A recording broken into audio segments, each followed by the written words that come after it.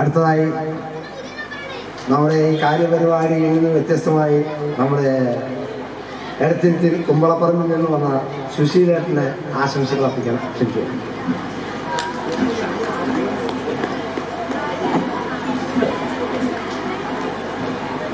അധ്യക്ഷൻ്റെ അടുത്ത് എന്നെ വിളിക്കണ്ടെന്ന് പറഞ്ഞാണ്.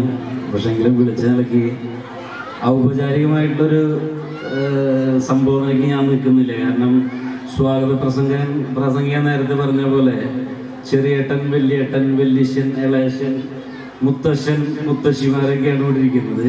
അപ്പം അത്തരത്തിലുള്ളൊരു ഔപചാരികമായിട്ടുള്ള അഭിസംബോധന ഞാൻ നടത്തുന്നില്ല. അതോടൊപ്പം തന്നെ എനിക്കിപ്പോൾ ഒരു ചെറിയ സന്തോഷമുണ്ട്. കാരണം മുൻപ് പല വേദികളിലും അരുളേശൻ ഞങ്ങളൊരുമിച്ച് ഉണ്ടാവാറുണ്ട്. ഞാൻ മഞ്ജുളമെന്ന് വിളിക്കുക, മഞ്ജുളമ ഉണ്ടാവാറുണ്ട്. അപ്പോൾ ഒഫീഷ്യൽ പ്രോഗ്രാം ആകുമ്പോൾ പ്രോട്ടോകോൾ അനുസരിച്ച് പ്രൊഫസർ KU വരണം മാസ്റ്റർ എന്നൊക്കെ പറയുന്ന പോലെ ഇപ്പോൾ ഇവിടെ പറയുന്നില്ല. അപ്പോൾ അരുളേശൻ, മഞ്ജുളമ, ജൈത്രൻ എന്നുള്ള ജയലാശൻ ഞാൻ വിളിക്കുന്നത്, ജയലാശൻ, അതുപോലെ തന്നെ മുത്തശ്ശിമാരെ, മുത്തശ്ശന്മാരെ, എൻ്റെ സഹോദരി സഹോദരന്മാരെ, ഇവരൊക്കെ പറഞ്ഞ പോലെ ഇടമുട്ടം പ്രദേശത്ത്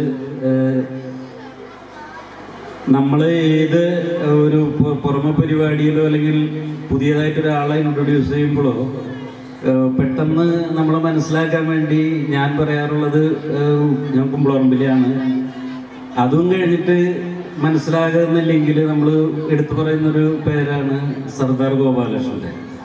ആ സർദാർ ഗോപാലകൃഷ്ണൻ്റെ നാട്ടിൽ നിന്ന് വരുന്നൊരാൾ എന്നുള്ള നിലയ്ക്ക് പല വേദികളിലും പല ആളുകളോടും പറയുമ്പോൾ അത് തികച്ചും ഒരു കുമ്പളപ്പറമ്പുകാരൻ എന്നുള്ള നിലയ്ക്ക് എനിക്ക് വളരെ അഭിമാനകരമായിട്ടുള്ള ഒരു മുഹൂർത്തം തന്നെയായിരുന്നു. കാരണം ഞാനൊക്കെ തന്നെ പുതിയ തലമുറയാണ്, ചെറിയ തലമുറയാണ്. പക്ഷേ എൻ്റെ അച്ഛനും അമ്മയുടെ ഒക്കെ ഉള്ള ഒരു പറഞ്ഞു കേട്ടിട്ടുള്ള വലിയൊരു ചരിത്രത്തിന്റെ ഭാഗം തന്നെയാണ് സർദാർ ഗോപാലകൃഷ്ണൻ. കാരണം ഒരു സാധാരണ രക്തസാക്ഷിയേക്കാളുപരി അദ്ദേഹം 1950 ഇന്ത്യൻ റിപ്പബ്ലിക്കിന്റെ ആദ്യത്തെ രാഷ്ട്രീയ രക്തസാക്ഷി എന്ന് വേണമെങ്കിൽ പറയാം.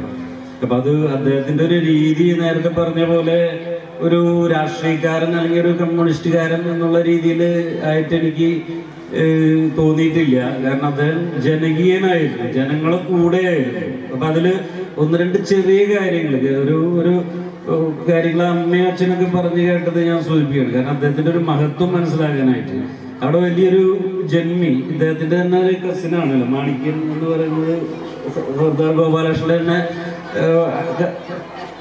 കസിനായിട്ടുള്ള ആളുകളാണ്. പക്ഷെ അദ്ദേഹം അവിടുത്തെ വലിയ ജന്മിയാണ്. അദ്ദേഹത്തിന്റെ പുരയിടത്തിൽ ഒരാളും കയറാൻ ധൈര്യപ്പെടില്ല.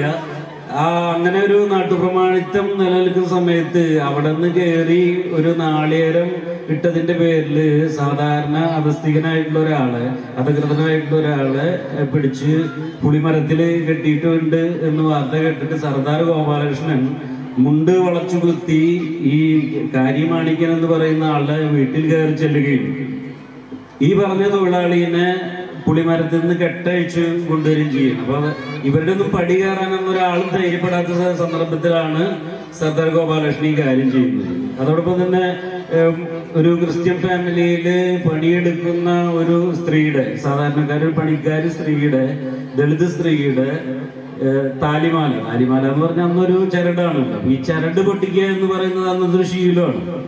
അപ്പോ എന്തോ പറഞ്ഞത് കേൾക്കാതെ വന്നപ്പോൾ ഈ തൊഴിലാളിയുടെ, പണിക്കാരിയുടെ താലിമാല വീട്ടിലുടമസ്ഥ പൊട്ടിക്കുകയാണ്. അപ്പൊ ഈ പൊട്ടിച്ച താലിമാലയും കൊണ്ട് പള്ളിയിൽ നിന്നും ഇറങ്ങി വരുന്ന ഈ സ്ത്രീയെ, ഈ മുതലാളിയായിട്ടുള്ള സ്ത്രീയെ കൊണ്ട് സർദാർ ഗോപാലകൃഷ്ണൻ അവിടെ വെച്ചിട്ട് ഈ ദളിത് സ്ത്രീയുടെ കഴുത്തിലേക്ക് താലി വീണ്ടും കെട്ടിച്ചു. അതൊരു കഥയല്ല. അപ്പൊ ശരിക്കും പറഞ്ഞാൽ ഞാനിത് ഇത്ര എടുത്തു പറഞ്ഞതെന്ന് വെച്ചാല് ഇത് കുമ്പളപ്പറമ്പ് എന്നുള്ള ഒരു ഫാമിലിക്ക് മാത്രം അഭിമാനിക്കാവുന്ന ഒരു ചെറിയ വ്യക്തിത്വമല്ല. യഥാർത്ഥത്തിൽ അത് ഞങ്ങളുടെ തൃശ്ശൂരിന്റെ എടത്തിരുത്തി നാട്ടിക മണ്ഡലത്തിന്റെ, തൃശ്ശൂരിന്റെ അല്ലെങ്കിൽ കേരളത്തിന്റെ തന്നെ മൊത്തത്തില് വലിയ രീതിയിൽ അഭിമാനിക്കാവുന്ന ചരിത്ര പുരുഷനാണ് അദ്ദേഹം. അപ്പോൾ തീർച്ചയായിട്ടും എനിക്ക് തോന്നുന്നത് ഇതൊരു രാഷ്ട്രീയപരമായിട്ടുള്ള യാതൊരു സംഭവങ്ങളും ഇല്ല. നേരത്തെ പറഞ്ഞ പോലെ വ്യത്യസ്തമായിട്ടുള്ള രാഷ്ട്രീയ തലത്തിലുള്ള എല്ലാവരും ഈ ഫാമിലിയിലുണ്ട്. പക്ഷെങ്കിലും നമ്മൾക്ക് അഭിമാനിക്കാവുന്ന രീതിയിൽ വലിയ ഞങ്ങള് ഇടത്തിരുത്തിയിലും തൃശ്ശൂരൊക്കെ വന്ന് നോക്കിയാൽ കാണാം, അവിടെയുള്ള കുമ്പാറന്മാരുടെയൊക്കെ മീശ കുറച്ച് നല്ല കനത്ത മീശയാണ്.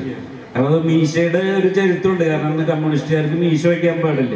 അപ്പൊ ആ ചരിത്രത്തിന് അല്ലെങ്കിൽ ഒരു അതിനെ അധികാരികളുടെ ലാത്തിയെയും തോക്കിനെയും വെല്ലുവിളിച്ചുകൊണ്ട് തന്നെയാണെന്ന് കുമ്പളർമാര് മീശ വെച്ചിട്ടുള്ളത്. അപ്പൊ ആ മീശയ്ക്ക് പിന്നിലും ഒരു ചരിത്രമുണ്ട്. അപ്പൊ ഇത്രയും കാര്യം ഞാനിവിടെ പറയാൻ ഉണ്ടായ കാരണം ഇത് തികച്ചും ജൈവപരമായിട്ടുള്ളൊരു പ്രക്രിയയാണ്. ആ പ്രക്രിയയിൽ നമുക്ക് നമ്മുടെ പാരമ്പര്യം ഒന്നും വിടാൻ പറ്റില്ല. കാരണം ഞാൻ എൻ്റെ അമ്മാമ്മേനൊക്കെ നല്ല അടുത്ത് കണ്ടിട്ടുണ്ട്.